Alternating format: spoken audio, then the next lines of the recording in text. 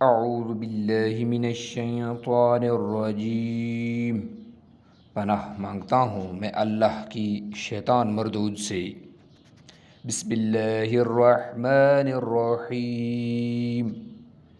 شروع اللہ کے نام سے جو بڑا مہربان نہایت رحم کرنے والا ہے۔ السلام علیکم ورحمۃ اللہ وبرکاتہ۔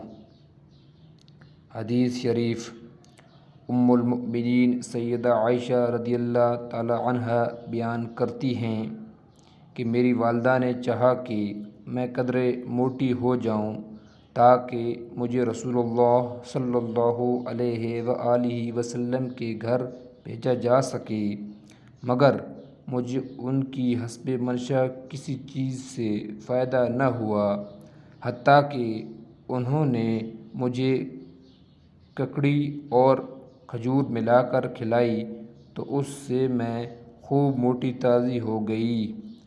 ماشاءاللہ، سبحان اللہ، کتنی خوبصورت حدیث شریف ہے۔ اللہ تعالیٰ ہمیں نیک عمل کرنے کی توفیق عطا فرمائے، آمین ثم آمین۔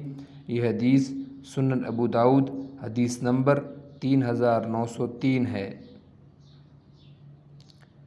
حضرت عوف بن مالک رضی اللہ تعالیٰ عنہ کا بیان ہے کہ ہم جاہلیت میں دم جھاڑ کیا کرتے تھے تو ہم نے کہا، اے اللہ کے رسول، آپ کا اس بارے میں کیا خیال ہے؟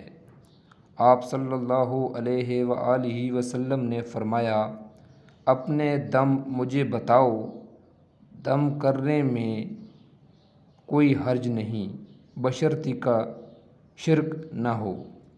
ماشاءاللہ، سبحان اللہ، کتنی خوبصورت حدیث شریف ہے۔ اللہ تعالیٰ ہمیں نیک عمل کرنے کی توفیق عطا فرمائے، آمین ثم آمین۔ یہ حدیث سنن ابو داؤد حدیث نمبر 3886 ہے۔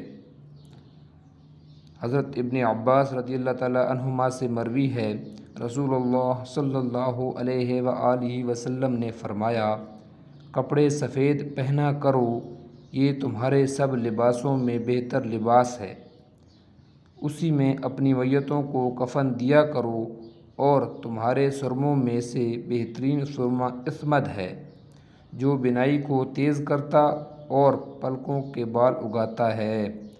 ماشاءاللہ، سبحان اللہ، کتنی خوبصورت حدیث شریف ہے۔ یہ حدیث سنن ابو داؤد حدیث نمبر 3878 ہے۔ جناب عامر بن سعد بن ابی وقاص اپنے والد سے روایت کرتے ہیں، نبی صلی اللہ علیہ وآلہ وسلم نے فرمایا، جو شخص صبح کو عجوہ کھجور کے 7 دانے کھا لے، اسے اس دن کوئی زہر یا جادو نقصان نہیں دے گا۔ ماشاءاللہ، سبحان اللہ، کتنی خوبصورت حدیث شریف ہے۔ اللہ تعالیٰ ہمیں نیک عمل کرنے کی توفیق عطا فرمائے۔ یہ حدیث سنن ابو داؤد حدیث نمبر 3876 ہے۔ ویڈیو دیکھنے کا شکریہ۔ اللہ حافظ۔ السلام علیکم ورحمۃ اللہ وبرکاتہ۔